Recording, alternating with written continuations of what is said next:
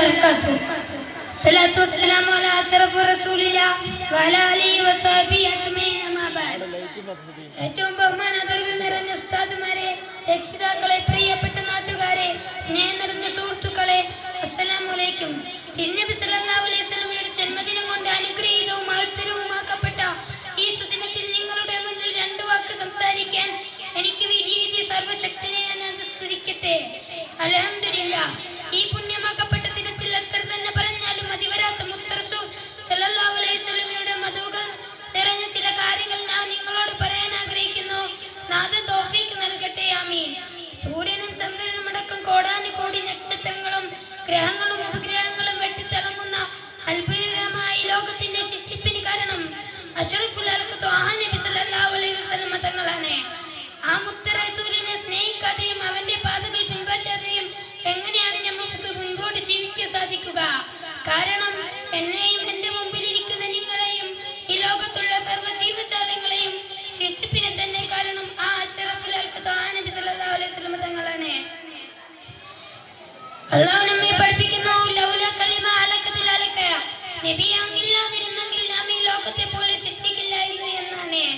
സഹോദരങ്ങളെ, അവസാനം ഈ ലോകത്തിൽ നിന്ന് വിട പറയുന്ന സമയത്ത് പോലും ഉമ്മത്തി ഉമ്മത്തി എന്ന് മന്ത്രിച്ച് പറഞ്ഞ ആ മുത്ത് റസൂലിനെ അതിരെ സ്നേഹിക്കാൻ നാം ഓരോരുത്തരുടെയും ബാധ്യതയാണ്. മൈശറ വൻസബിൽ കത്തിച്ചൊലിക്കുന്ന സൂര്യന് മുന്നിൽ വേർപ്പിൽ മുങ്ങിക്കുളിക്കുന്ന മനുഷ്യർ ആദം നബി മുതൽ സർവ്വനബിമാരുടെ സന്നിധിയിൽ ചെന്ന് രക്ഷയ്ക്ക് ആവശ്യപ്പെടുമ്പോൾ അവർക്ക് രക്ഷകനായി തിരുനബി സല്ലല്ലാഹു അലൈഹി വസല്ലം തങ്ങൾ മാത്രമേ ആയിരിക്കും ഉണ്ടാവുക.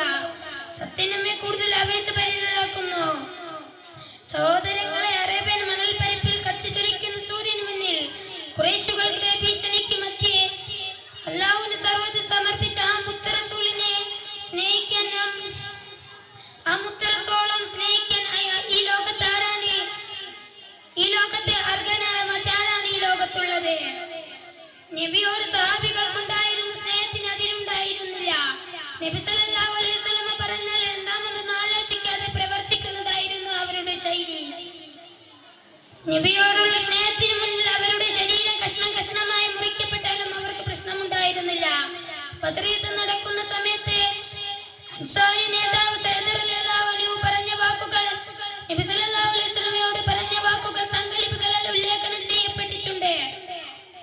അദ്ദേഹം പറഞ്ഞത്, തിരുദൂതരെ ആർത്തുലക്കുന്ന കടലിൽ പോലും അങ്ങ് ഞങ്ങളോട് ചാടാൻ ആജ്ഞാപിച്ചാൽ അനുസരിക്കാൻ ഞങ്ങൾ തയ്യാറാണ്. അത്രമേൽ തിരുനബിയോടുള്ള സ്നേഹത്തിന് മുന്നിൽ ജീവിതം ധന്യമാക്കിയവരായിരുന്നു സഹാബാക്കൾ. ലോകഗുരു മുഹമ്മദ് മുസ്തഫ സല്ലല്ലാഹു അലൈഹി വസല്ലം തങ്ങൾ ലോകത്തോട് വിട പറയുന്ന സമയത്ത് സഹാബാക്കൾ അനുഭവിച്ച ദുഃഖം ഈ ലോകം കണ്ടതിൽ വെച്ച് ഏറ്റവും വേദനാജനകീയമായിരുന്നു. സഹാബാക്കൾ അത്രമേൽ തിരുനബിയെ ഹൃദയത്തിൽ കൊണ്ട് നടന്നവരാണ്. സഹാബാക്കളുടെ അത്രമേൽ തിരുനബിയെ ഹൃദയത്തിൽ കൊണ്ടുവന്നവരവരെന്നാണ്. സഹാബാക്കളുടെ ഈ പ്രവൃത്തിക്ക് മുന്നിൽ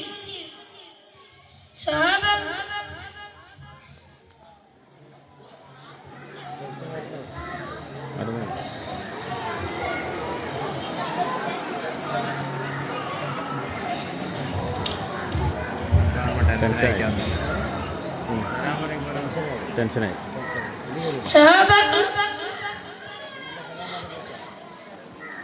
സഹാബികളുടെ ഇറങ്ങിച്ചെല്ലാൻ അല്ലാഹു നമ്മെ തൗഫീഖ് നൽകട്ടെ. ആമീൻ എന്ന് പറഞ്ഞുകൊണ്ട് ഞാൻ എന്റെ വാക്കുകൾ നിർത്തുകയാണ്. അസ്സലാമു അലൈക്കും.